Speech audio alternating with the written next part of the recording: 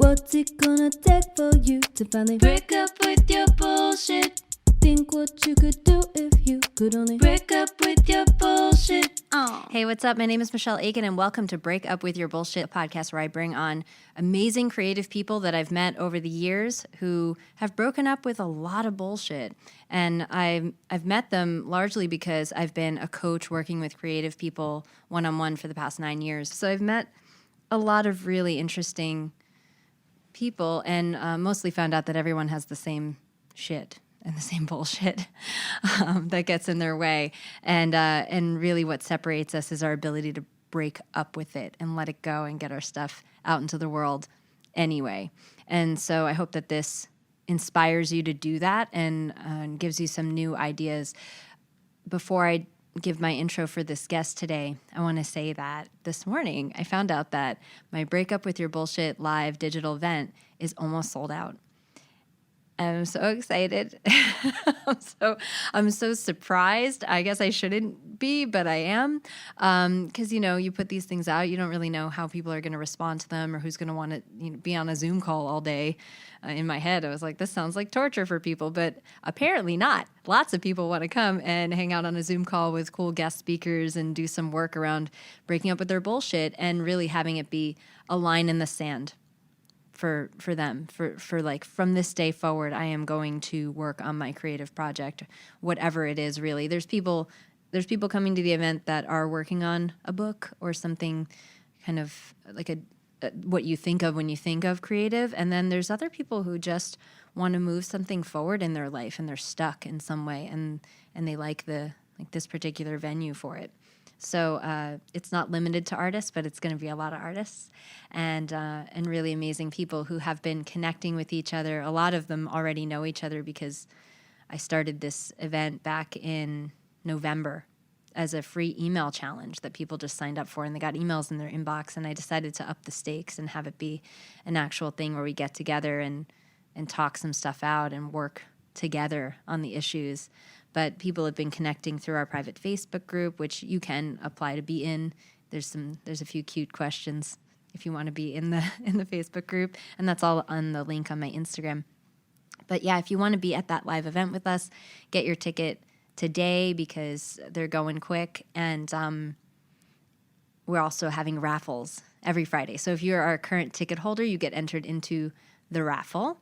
And since I know this is going up on the 25th, I will say that this coming Friday, the 29th, we're also having a Zoom gathering, a gathering of the boops, all the people in the Break Up With Your Bullshit Facebook group on Zoom, everyone who's available anyway, at 4 p.m. Eastern. And that's also in the link in my Instagram bio. That's free. We're just been talking on the Facebook group a lot, and it made me think, I just want people to be in a Zoom room together, and I don't want to wait until February 20th, the live event, to do it, so I can do whatever I want. And so we're going to do that on Friday. And all are welcome. You don't have to have a ticket in order to attend that. But if you do have a ticket and you attend, we're also having a live raffle. So that's going to be really fun. Okay, I think those are all my announcements. And I'm very excited about this episode. My guest today is Suleika Jaouad, who is a former client of mine and an incredible writer, an incredible human being. I don't even need to tell her story. She tells it right at the beginning, so you can get the gist of who she is. But I will say there were some very impactful for me moments of awareness during this conversation. I realized that there's a book I need to write.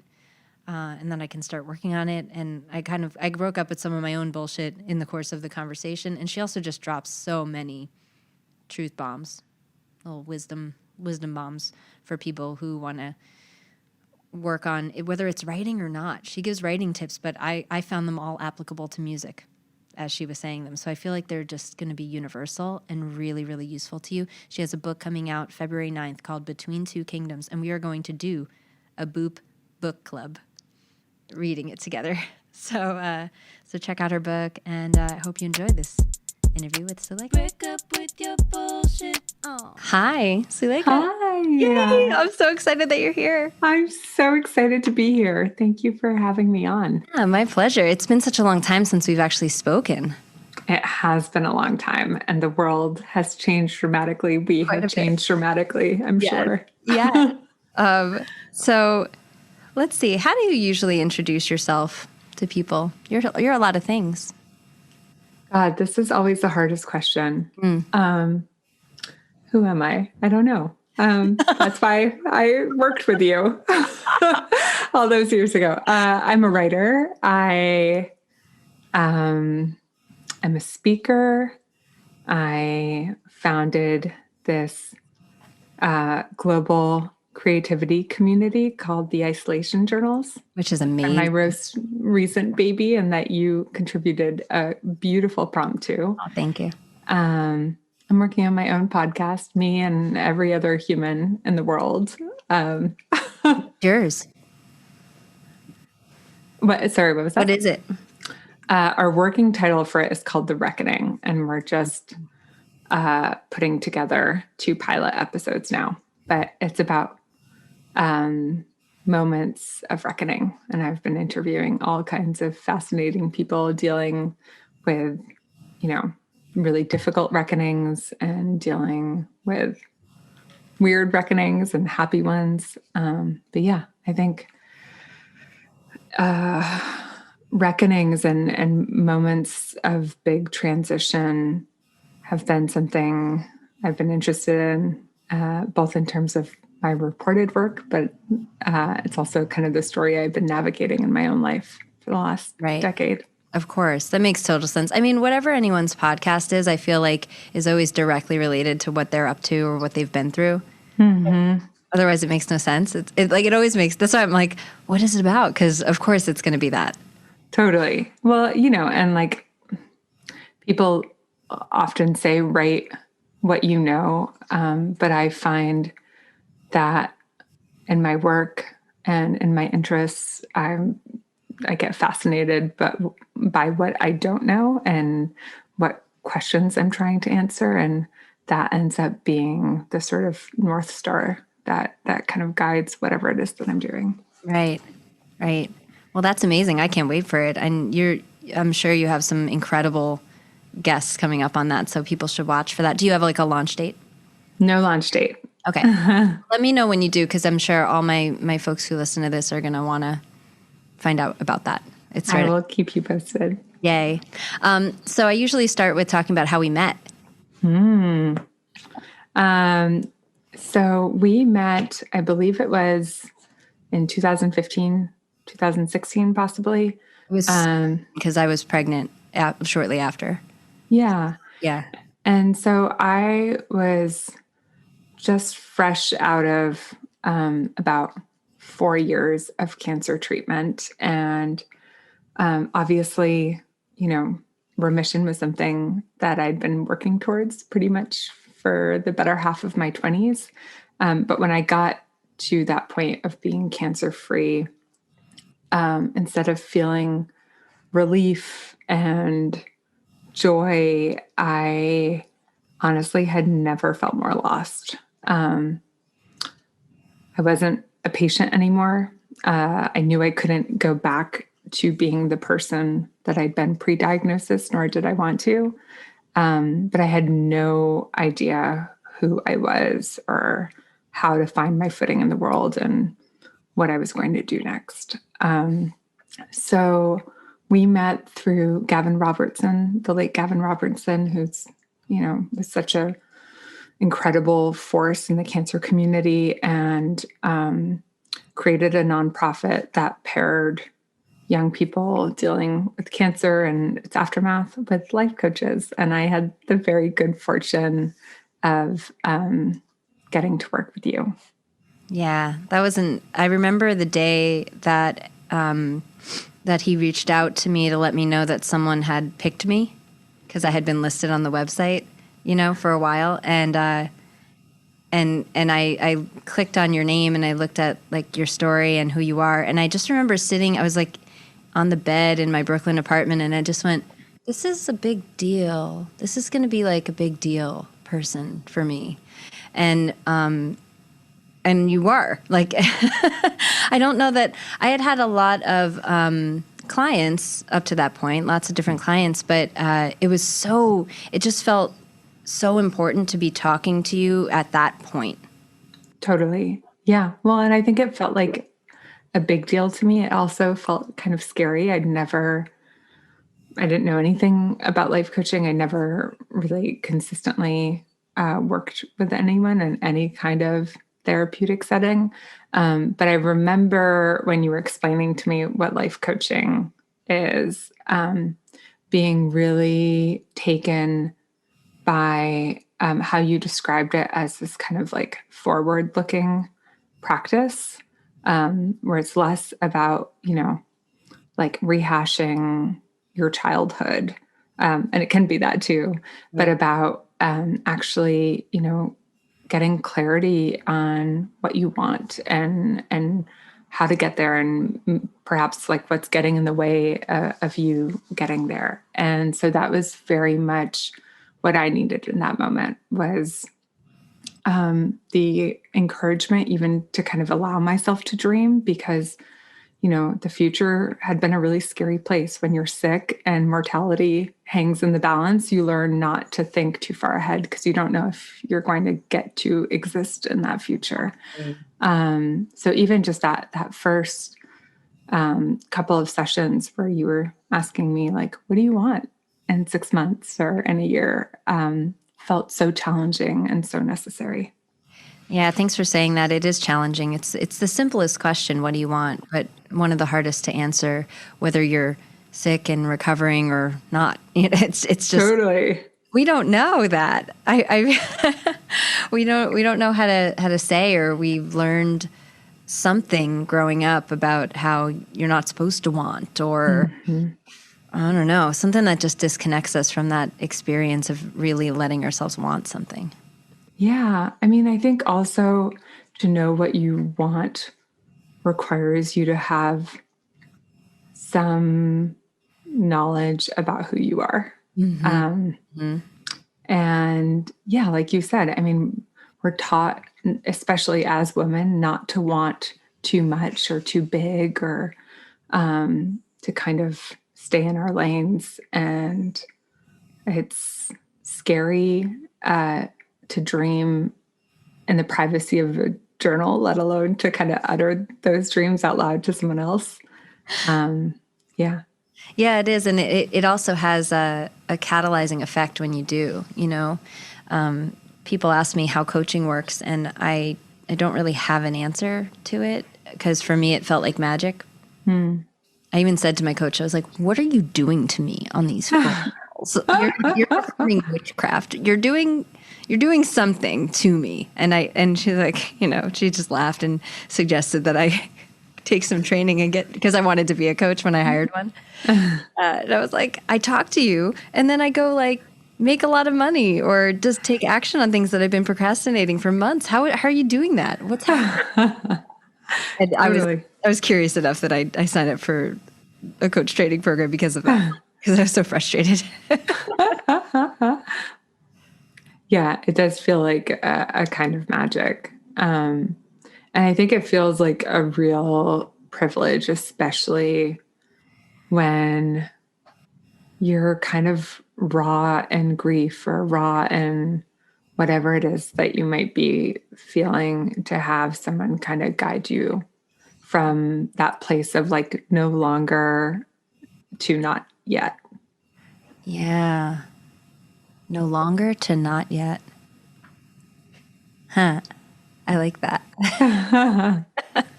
That's some poetry. I'm feeling very poetic. It's a Sunday. I've had a good night's sleep. Yeah, you just made me remember, actually, I took it on when I was going through a reckoning that I was losing my mom. Yeah. Right. Like the day that the coach reached out to me was the day she went into hospice. Yeah. I was just so ready to do something about my life, other than dye my hair a crazy color, which I did later. Yeah. Yeah. Well, and I think the thing about those moments when you, like, something has like brought you to the floor, can feel so lonely. It can feel like you're living this like private, terrible experience, it can feel terrifying, but it's also, at least in my own life, like those moments have been, and how I've kind of responded to those moments have been so pivotal. Yeah. I agree. I mean, great time to make a really big life decision and completely change careers, and gave up all my video production clients to my assistant and just became a life coach overnight. Totally. I joined a training program, so I had training wheels for that period of time. But yeah, that was. I like making those big, risky moves, though. I feel like it brings out the best in us. Yeah. Yeah, I think so too. I mean, I think there's also something really clarifying when you're in a moment of reckoning like that. And like you said, it's hard always to know what you want, but at least for me, in those moments, it's very clear what's not working. Yes. Or what aspects of like my own behavior are no longer working. Yes. And so that's always the starting point for me.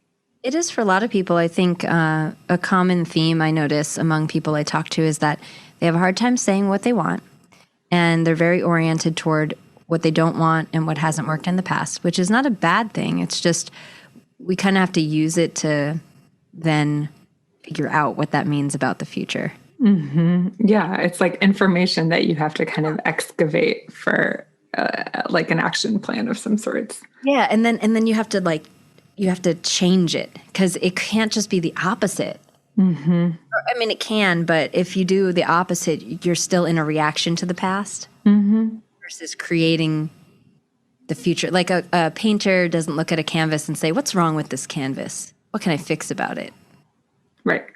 But we live our lives like that. We're like, "What's wrong with this? What should I fix? What should I change?" And it's like, what if you had a blank one and you could just pick anything? Mm-hmm. Mm-hmm. Yeah.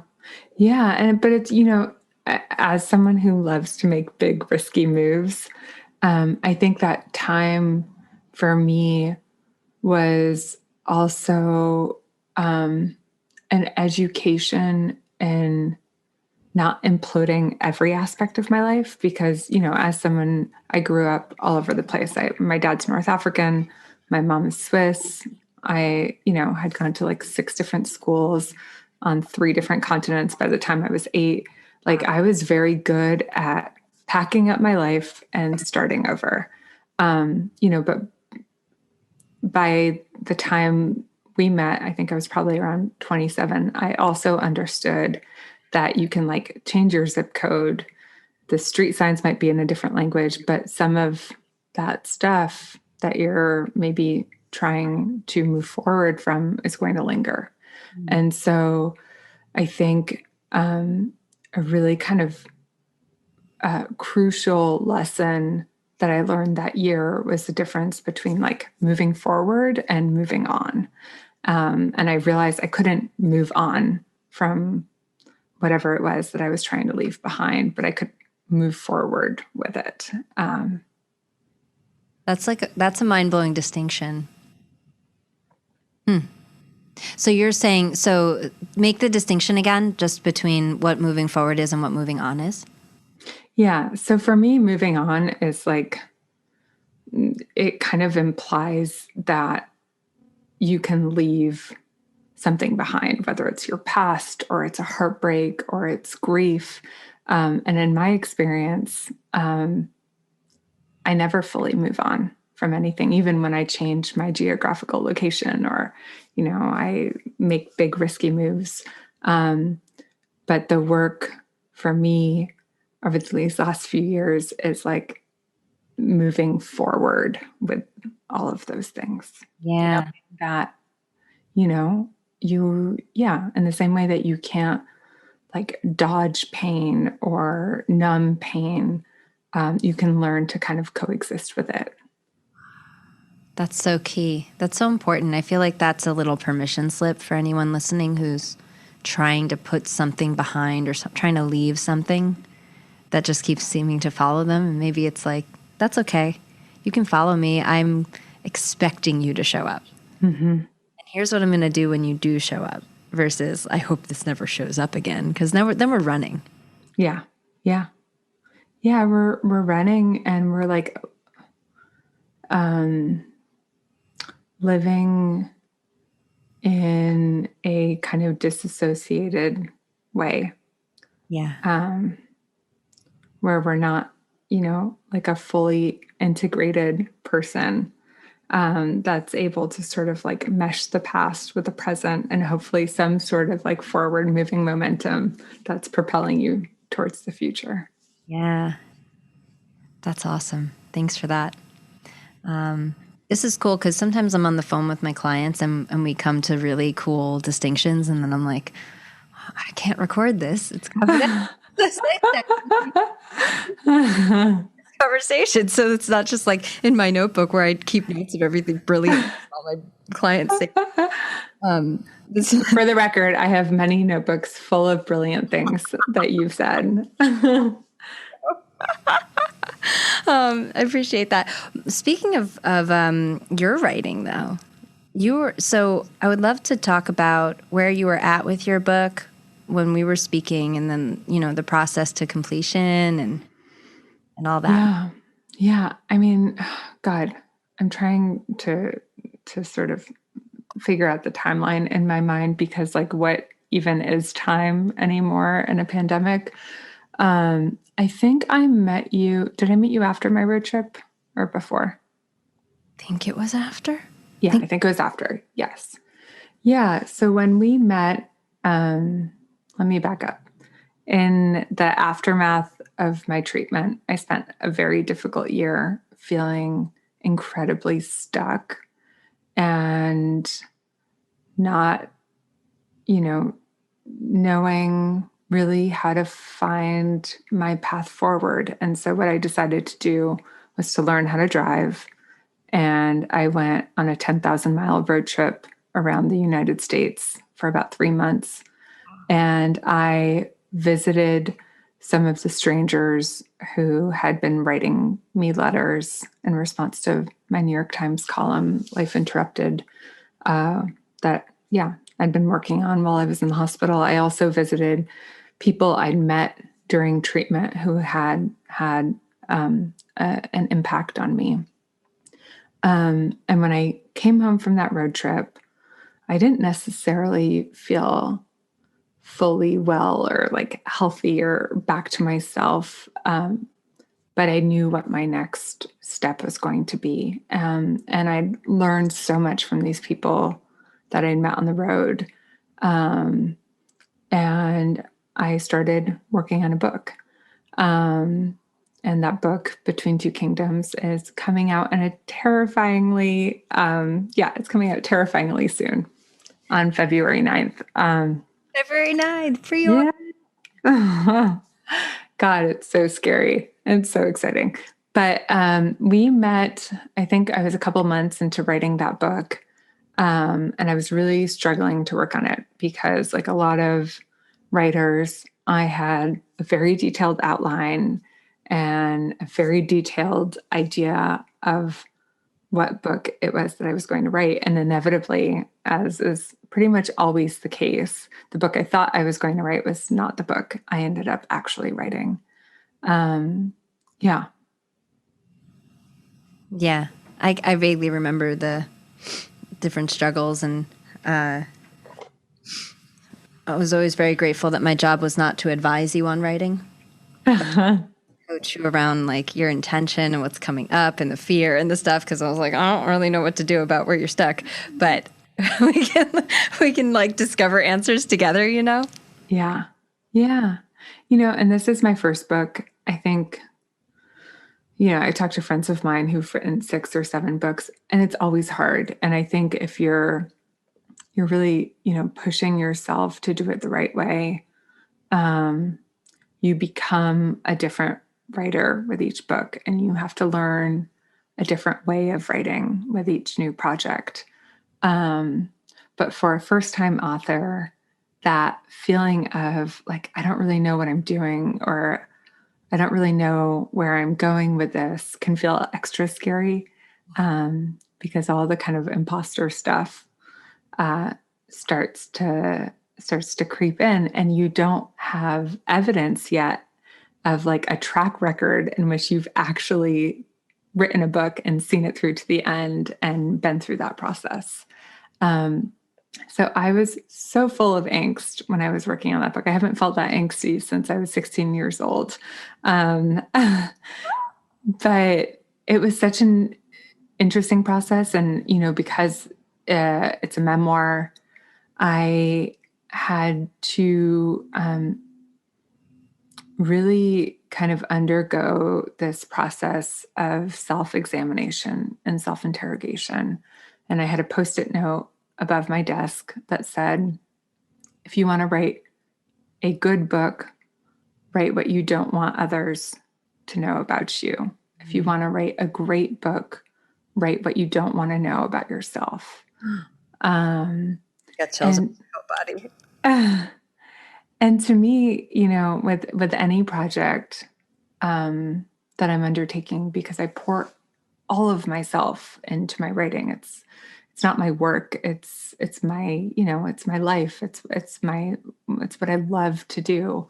And it doesn't feel worth doing unless I'm really kind of seeking out not just the truth, but like the truth beneath the truth beneath the truth.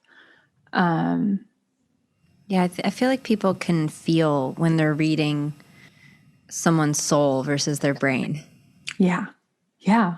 Or like a bunch of like bumper sticker platitudes or things that we've heard a million times. Yeah, you can feel when someone has really done that work of excavation, whether it's fiction or it's memoir, whether you like the kind of style in which it's written or you don't, that kind of unvarnished honesty not only is so powerful, but it can feel like such a gift as a reader. Like when you read something on the page that makes you feel understood, or even better, like makes you think, oh, I didn't know you were allowed to say that, or I didn't know somebody else felt this way too.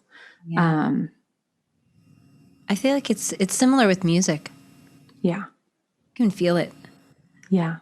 Yeah. There's a reverberation that happens. And actually, reverberation is one of my favorite words because, I think when someone writes the unvarnished truth, can be contagious. And, especially when you're writing memoir and you're writing in the first person, when you're writing from that really, deep soul place, the I very quickly becomes a you and a we. And that's always that's my measure of success in writing, is like, can I tell the story in a way that reverberates beyond my own life? Yeah. And can you say something that has someone see themselves for the first time, maybe through you? Yeah. And I think the only way to do that is to see that thing in yourself for the first time. That's true. That's true. Because you could just, okay, I have a really good example of this. I know you're friends with Elizabeth Gilbert, and she's one of the only authors' memoirs that I've read because Eat, Pray, Love was, so ubiquitous. And, but when I read there's a part in the beginning when she's like, if I love you, you can have my ass, you can have my dog's ass, you can have my, and that was when I realized how codependent I was. Totally. I just sobbed reading. I'm reading these paragraphs, sobbing. I'm like, oh my God, this is me. And I very idealistically tried to give this book to my grandmother. The where the codependence came from, all down the line, right? Yeah. And I give it to her, and the next time I see her, she's like, oh, Shell. She called me Shell. Let me get, hold on. And she goes into her room and she comes out with the book and she goes, I'm going to give this back to you. And I was like, oh, did you read it? She goes, well, I was reading it, and then the lady said she wanted a divorce, and I thought, so she's kind of a kook, and so I started reading. I love that. I love that. My grandma never pulled a punch. Never. Like down to the day that at my grandfather's funeral, and someone would come talk to her, and she's like, "She's gotten fat." Like she was. Oh my God. Out external. She couldn't keep it to herself. I love that. I aspire to be her when I'm older. Just no filter. Yeah. Everything's going to get said. I notice when I see characters in movies and stuff who do that, I'm like, yeah, but the author had time to write your lines. And so Totally. So, because don't we all want to like be able to say the words just as we would if we had time to write them down? Yeah. Yeah. Yeah. Be that polished. I wanted to also talk about, you did this video. By the way, did you know Elizabeth Gilbert when we were working together, or you meet her after that? No, I met her about a year ago at a dinner, very briefly. And when I moved to rural New Jersey, where I am now, we actually live very close to each other. And we became corn pod buddies and have had a sanity-saving ritual that we do every day, which is an hour of this breathing meditation. And then we strip off our clothes and jump in the buff in the nearby swimming hole, like much to the horror of the people who live nearby. I see a picture of this. I saw your little heads popping out of the water. I was like, where are you? What is happening? That's amazing to have that kind of ritual. Only Elizabeth Gilbert could get me to jump in freezing water naked every single day. Yeah, that's cool. That's so cool, though. You did this video with her where she talked about losing your creative boner. Oh, yeah. Oh, my God. That's the best, because doesn't it happen? I feel like any project that I've ever started, at some point, you sit down to it and it just don't feel it anymore. Yeah. Or it gets hard and you want to get a divorce from your project, or you start like eyeing other like sexy new project ideas. And one thing that Liz said in that conversation was that if you are on record as someone who has finished projects, then if you feel like quitting your project, quit your project. But if you are on record as someone who's constantly starting projects and never finishing them, then you are not allowed to get a divorce from your project. You're not allowed to have an affair with like a sexy new side mistress idea. Yeah. Something. Yeah. Yeah, I love that, because I like it, because especially because there's so much advice out in the world, and you can't just take it. Like, you have to see if it applies to you, and if it, in this sense, like, does that apply to me? Can I just quit? Oh, wait, and actually looking at who have I been about this before, and who do I want to be about it in the future? Mm-hmm. Do I want to keep being a cheater? Do I want to keep being a quitter? Well, and also kind of interrogating what that feeling of wanting to quit is. Like, there have been times for me, many points in the book, where what I was feeling was a need for space. And that was probably the best thing that I could have done in writing the book, was just to like set a chapter down and maybe skip ahead and work on something else, or work on something totally different, or spend a week reading.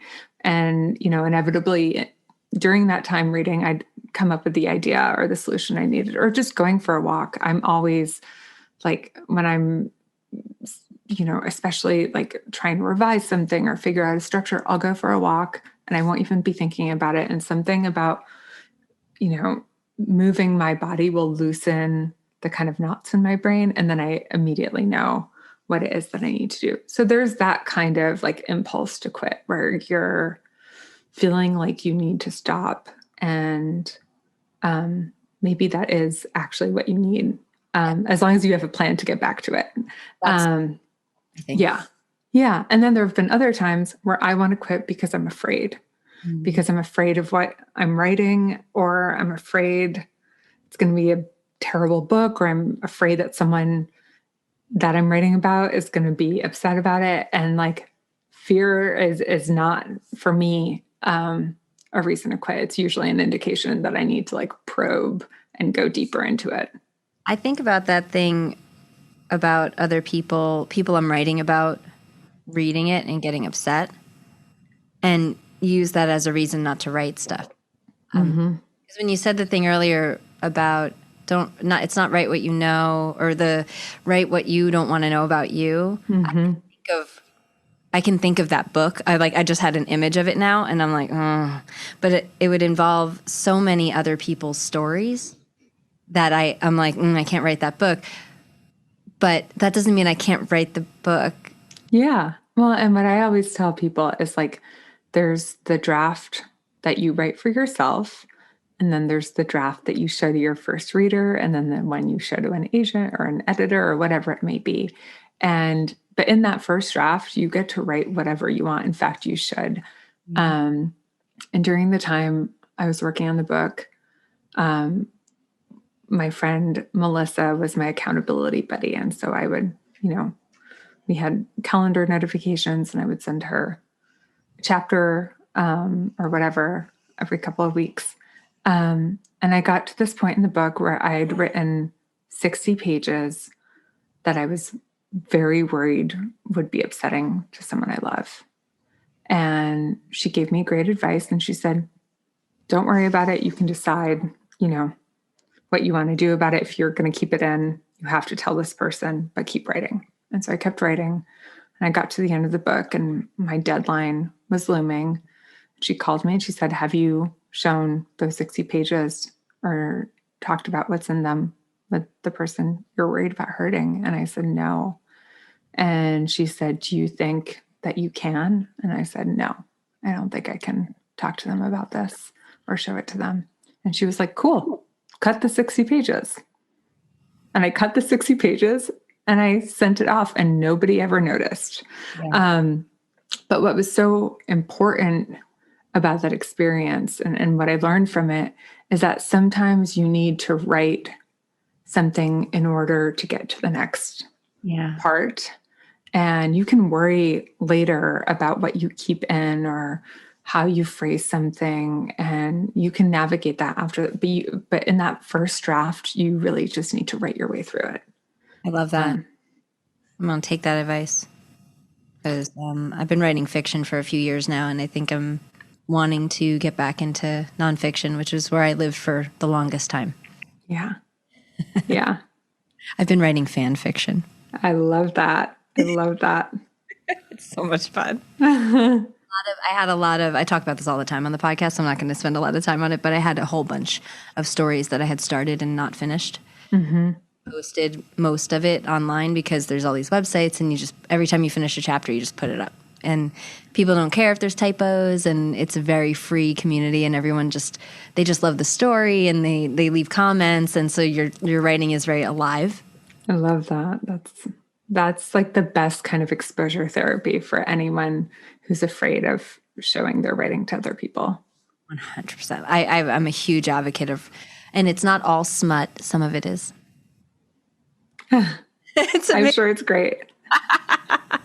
And I get to play different genres and all that, So I love that. Yeah. Yeah. And I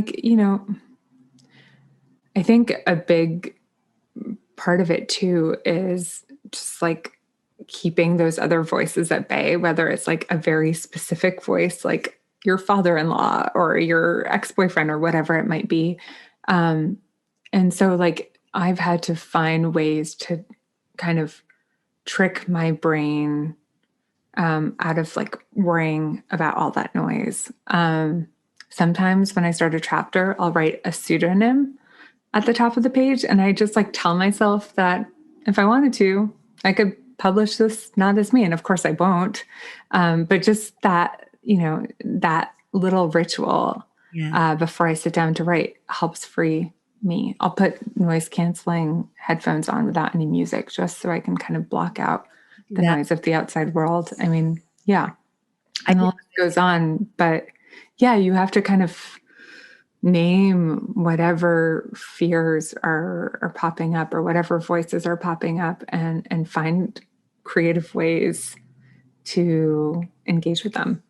Yeah, to keep them, to not back to the moving on, moving forward thing. These aren't going to go away. Right. Anything, they get louder. Totally. Because then you have examples. People Totally. you. And now it's like, oh, that person's going to say this again. But I really do. Sometimes I'll notice in the middle of us, even when I'm performing, if I'm singing, I'll start to hear an imagined person saying something about the way I'm singing. Mm-hmm. I forget the words. Mm-hmm. Or I hit a wrong note because I'm too in my head, and I have to like do something to stop that from happening, and to be like, I have to connect the song to something that has really happened to me and just think about that instead of thinking about the Instagram comment section. Totally. I mean, yeah, when I'm doing any sort of public speaking, I pick 3 faces, one to the right, one in the middle, one to the left, usually like a very friendly looking middle-aged woman who could be my mom, who's smiling at me. And those are the people I look at. Yeah. And similarly, when I'm writing, sometimes I'll actually put a photo of a friend or a couple of friends who I know like believe in what I'm writing and who are the friends I go to for reassurance and for advice and for pep talks. And those are the faces and the voices that I focus on. I am so going to print out photos of my friends that I send my music to, because it doesn't have to be your friend. It could be, I don't know, Michelle Obama or whoever it is that, yeah. Maybe I'll throw her in the mix. She's pretty, yeah, whatever. I don't have any words. It's amazing. Let me ask you this. So I noticed with things that I've written that I have a particular relationship to them. Like I'm either proud or I kind of don't even want to look at it, or I like really love it. And I think that changes and evolves over time. But from where you are right now, when you think about your book, how do you feel about it? That's such a good question. I am someone who historically like doesn't really feel a sense of accomplishment. Like it makes me very happy to get notes from people who have read the work and who have found it interesting or impactful. But I'm always kind of on to the next thing. And the interesting thing about writing a book is there's a long time that passes between when you actually finish it and when it comes out in the world. And so I've really loved the last 6 months where, you know, I've been making small tweaks here and there, but the book has been mostly done. And it's given me both like the space to forget about all the difficult, frustrating moments of writing it. And it's allowed me to kind of form a new relationship with that book. And very recently, I spent 5 days recording my audiobook, and also recording the music for the audiobook with my partner, John. And for the first time in my life, I had to read what I had written out loud. And I felt, I worried going into that process that I was going to like regret writing certain things or like wished I'd phrased something differently or like I would be cringing the whole time. And it was so not that experience. I felt proud that I'd written the book. I recognized as I was reading it that I had poured everything I had into writing it. And I had done my very, very best and then some. And I felt so good about that. And I felt so much gratitude to the people who populate the book's pages. And it really kind of helped me prepare for this next step where the book's going to be coming out into the world. So, that space from it was necessary. And then the reading it out loud, weirdly enough, was also necessary. That's so great. I'm so happy for you that was because I really get the fear of, oh, I'm not gonna love it, or I'm gonna cringe at it. And I don't know. I think when you have space from your work and you did put everything into it, that is likely what's going to happen when you go back.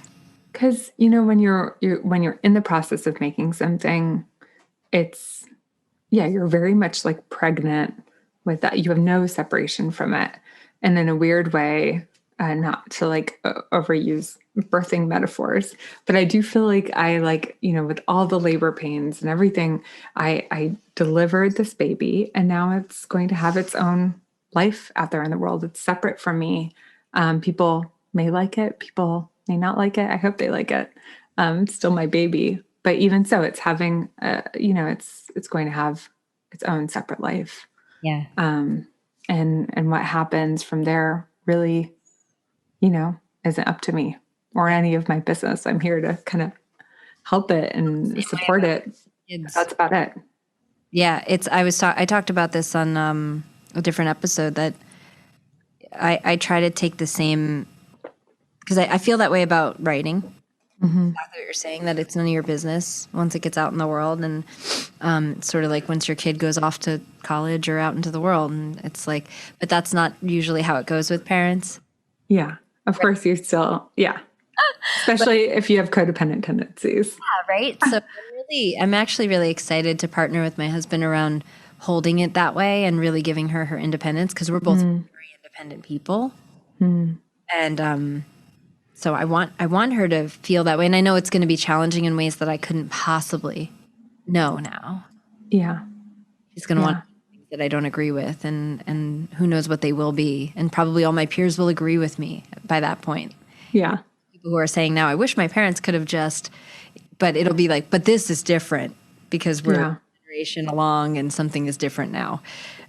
So I want her to have that. And I can already tell she's extremely independent. Good luck when she becomes a teenager.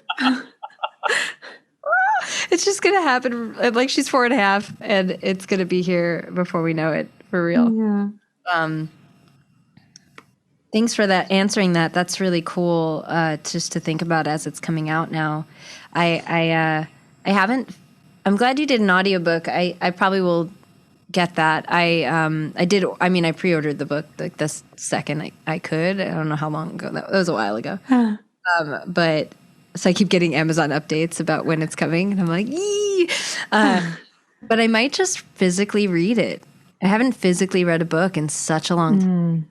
And if anyone listening in my Break Up With Your Bullshit community, we call each other boops.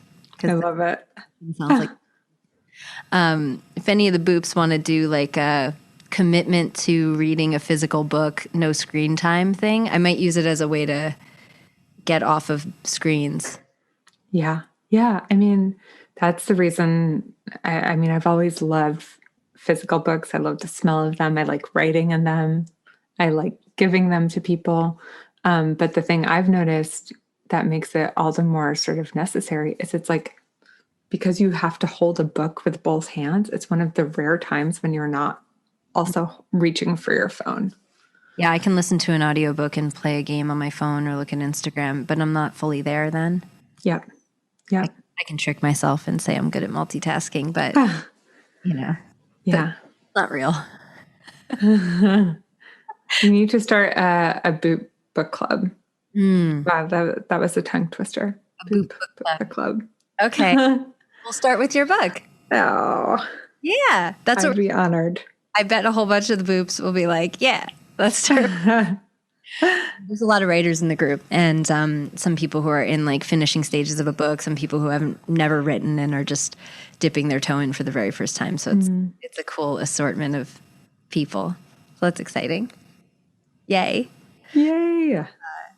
Yeah, I haven't been this sure I'm going to read a book in a very long time, because people recommend books to you. Yeah. Like, but I haven't had time. Like, I haven't made time honestly, just like to sit down with a book, especially because my daughter will take whatever's in my hand out of my hand. Right. I really have to like make time, but I can. I'm going to. All right. So I have a few things I ask everyone. Yeah. Let's do it. The concept of break up with your bullshit. I think you understand that. People are on their bullshit. They've got their excuses and their reasons why not. And obviously you've broken up with a lot of bullshit to get to where you are and all the different things that you've accomplished. But what's the bullshit you're still on? I mean, I feel like I'm always breaking up with different versions of the same bullshit, and yeah, I mean, I think that the biggest thing, what's my bullshit right now?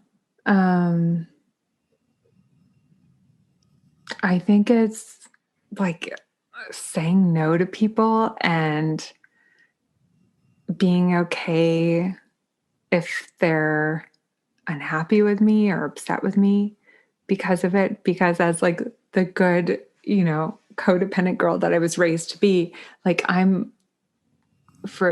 my joy is in bringing the people around me joy. And so even when I know I've made a decision that's a necessary one, if someone is unhappy with me for whatever reason, I immediately sort of start to try to fix it in this kind of panicky way. And I'm now trying not to do that, but it's hard.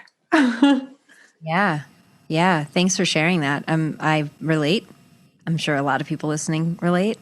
Like I can come off as like being pretty tough or very sure of myself sometimes, but it's a practice, not a natural thing. Yeah. Yeah. Like I can be very definitive and people don't tend to react well to boundaries. I had a friend recently ask me if I wanted to take her class, and I said, I'm actually classed out. Like I've got so many things I'm doing. And she responded, I love your boundaries. Yeah. And I was like, oh, thank you. That's so nice to hear, instead of, are you sure? Or you should anyway, which oh my goodness, now that sets off all my red flags. Like my haunches go up, Totally. And I think when you're someone who's either good at setting boundaries or actively trying to, and you see other people do it, like I just feel awe and gratitude. I'm like, thank you for showing me how to do this. Thank you for showing me how to say a kind but firm full stop no in an email. Yeah. I feel like it's my art right now. Like, how do I Totally feel good for everybody involved? And not feel good in the codependent sense, but just like, if you can get past the guilt, there is a good reason why not. Yeah. Yeah. And it doesn't, you can try to kind of explain it to someone, but if they can't understand it, they can't understand it. And that's fine.